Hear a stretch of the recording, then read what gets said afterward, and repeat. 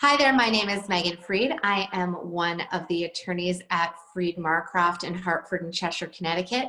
And today we're going to be talking about how to support adult parents and other seniors with life, emotional health, and all of that during COVID self-quarantine. We're going to be talking about people who are in their homes. We're going to be talking about people who are in assisted and skilled nursing and how best to support them. And who better to have help us through that than our friends from Disability Planning Partners, Claudia and Kathleen. Welcome. Thank you for being here. Thanks, Megan. So Claudia and Kathleen, if you could start by telling us a little bit about yourselves and your practice, and then we will dive right into how to support parents. So Kathleen and I opened our firm in August of 2017. We are a boutique niche practice in Hartford, not downtown. And we focus on estate planning, which is the underlying basis of all of our work. But the primary focus is how to help preserve assets for individuals with different segments of disability. Thank you. And welcome to you, Kathleen, as well. Thank you very much. It's a pleasure to be here. Claudia and I enjoy partnering with you every chance that we get, and we're very excited to speak on today's topic. The feeling is mutual. Thank you so much. So, to dive in, let's talk about supporting parents. Let's start with parents and who are at their homes when you are at your home. So how to be a good daughter of an adult or son of an adult during this time. Claudia, you when we were talking before we started to record, you mentioned the term sandwich generation? Yes, what we see so often, and it's really hard right now to be in this position, but we see adults who are raising children who have aging parents, and to balance maybe working as well, right? So now we have parents that are home, maybe working from home, and now aging parents. So communication may be difficult, isolation is difficult. This stuff is difficult right now. And I think what we see is so many sons or daughters feeling like they're helpless. And to a degree, there is a bit of hesitancy to check in person. You know, everybody's trying to stay safe. So a lot of other things that we're hearing is some of the technology that our parents are not used to is what keeps the adults in touch with one another. So where we might jump on a Zoom conference like this, an aging parent, that would be difficult. So we have to use other means to check in. And I say send a card, use the regular old post office, send a card, even if it's to your own parents. It's just a way of checking in and making sure that although they're alone, they don't feel isolated. It's really important. Mm-hmm.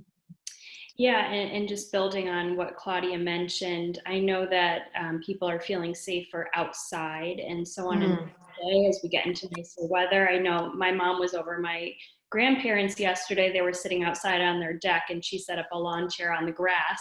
Far away, but close enough that they could hear each other, just to have that connection and to see each other and to see each other well. I think gives a lot of that emotional peace of mind as well. I think one of the things that some of our clients and some of my colleagues are struggling with is also that role of it feels like you're keeping grandchildren from grandparents right now, and really you're trying your best to follow the best suggestions that are out there and keep everyone safe, aging adults and little kids and yourself.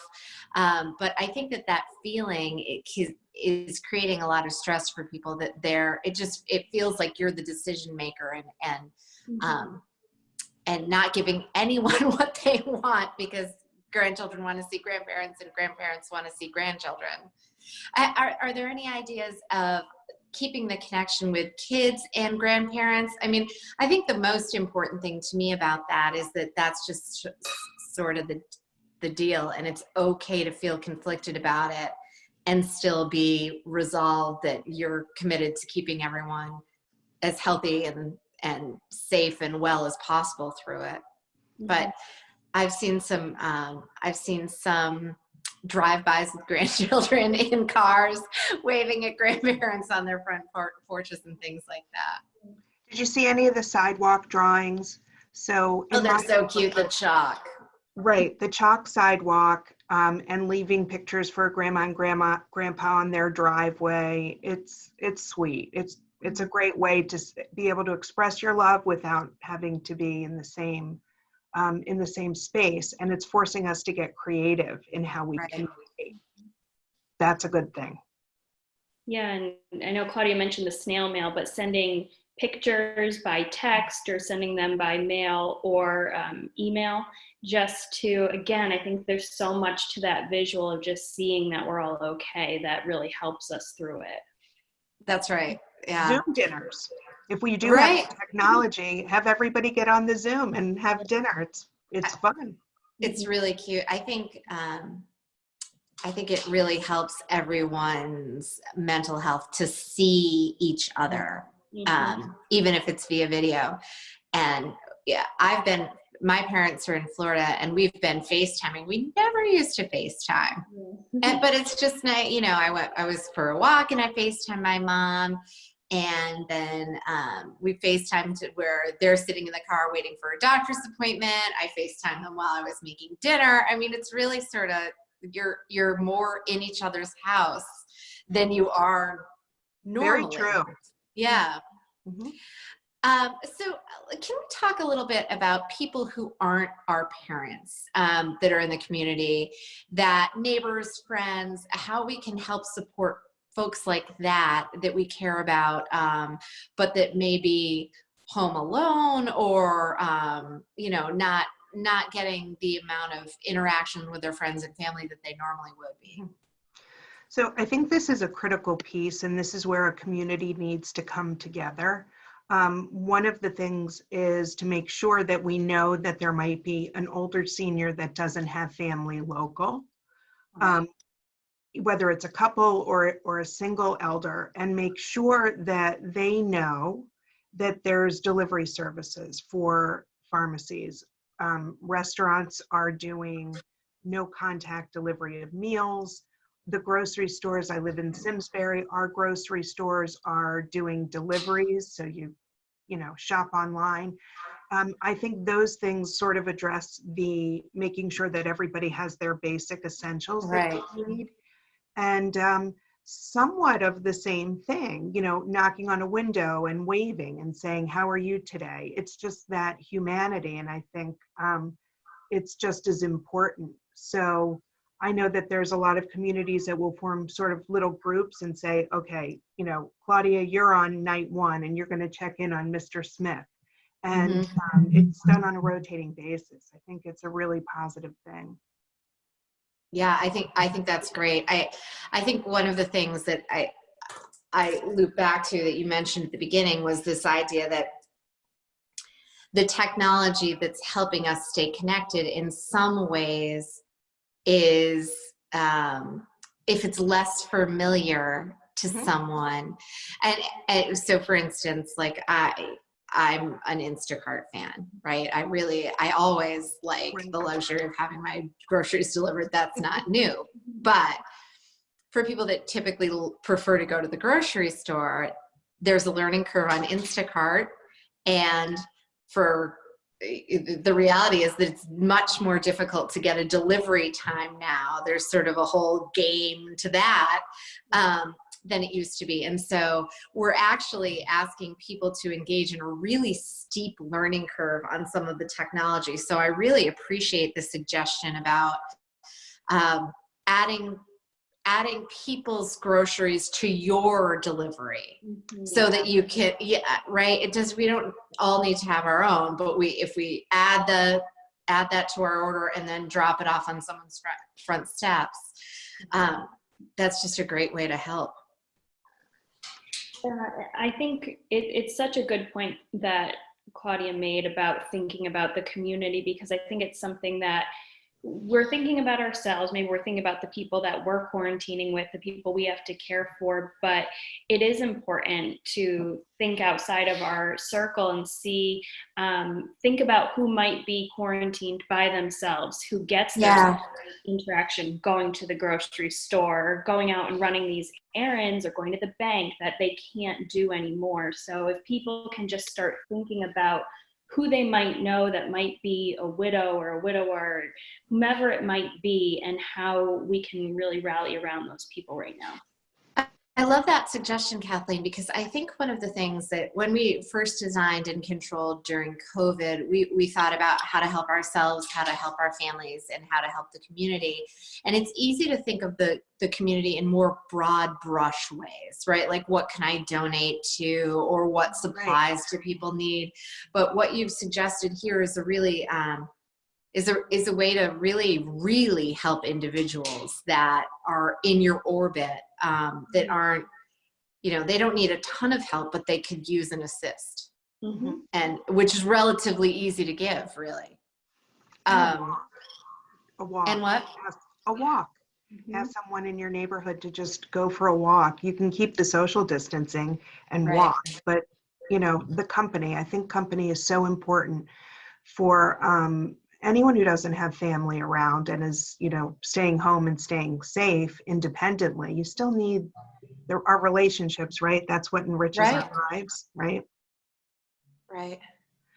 So let's talk about, what about when there's someone in your life, and let's assume it's a parent or a close friend who's in assisted living or skilled nursing care, and the two of you are so experienced with helping people that are living in skilled nursing and assisted living. I'd love your thoughts on how best to be supportive to people who are in communities that may, or are almost certainly, I can't imagine that any are accepting visitors right now. No, it's so sad. It really is so sad. When someone is in an assisted living or in a skilled nursing facility, they're there because they have some care needs that they can't manage independent for themselves. So we already have an individual who needs some support, and visitors are not allowed, family is not allowed in. Most of us have heard the news that there's a lot of transmission of the virus within close quarters. So, of course, and a vulnerable population. So it's this. Correct. So it makes sense that there's going to be some real concern there.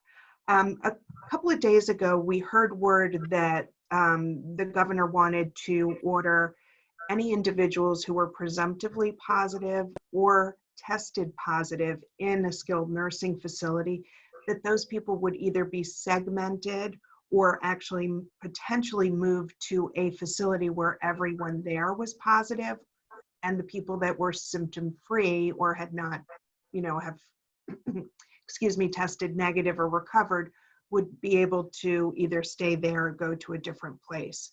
We don't have, there's some scuttlebutt a little bit about whether that's happening or whether they're just administrators are segmenting off one section of a facility to deal with those who are very ill. But that's one of the really big concerning issues. So what do we say to support someone that might be inside one of these facilities? Adult children could certainly call in and speak to either a nurse or a care manager that would be responsible for her parent that particular day.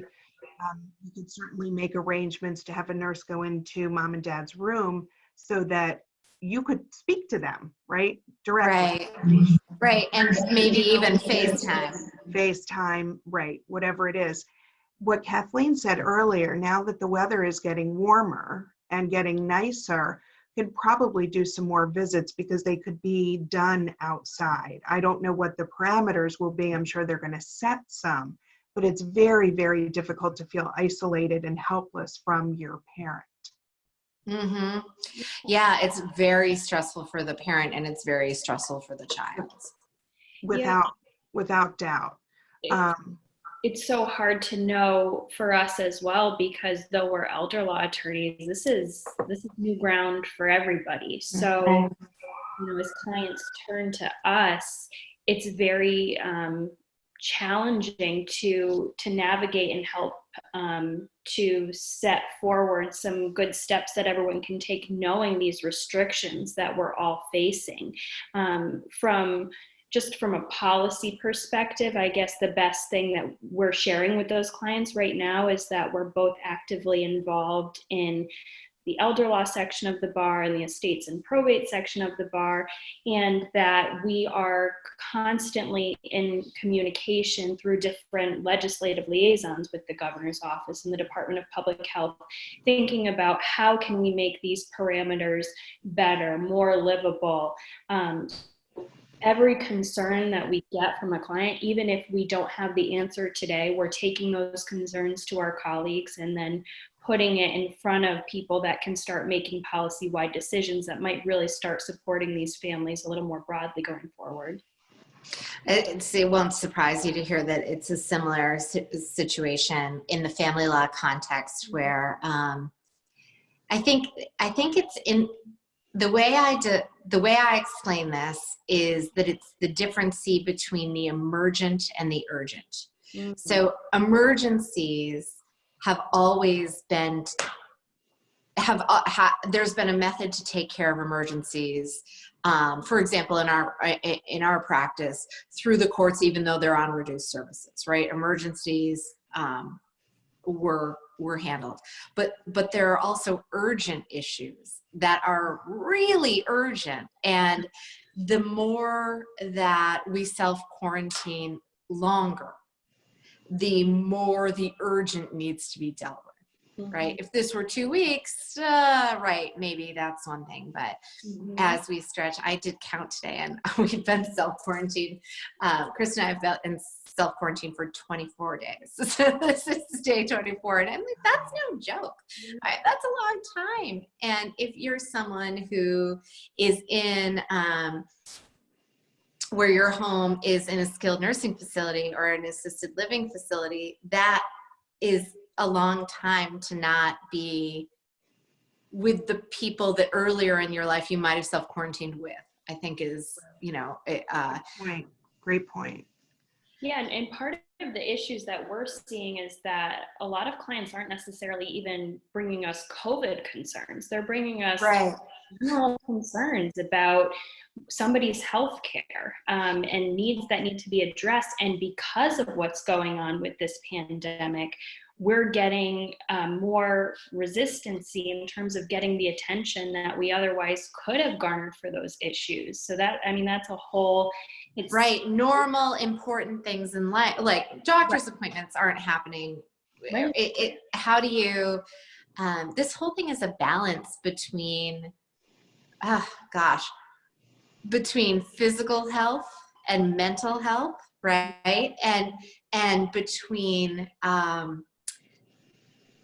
one of the things that Kristen said the other day is that we saw someone driving. We were walking the dog and we saw someone driving, like too fast.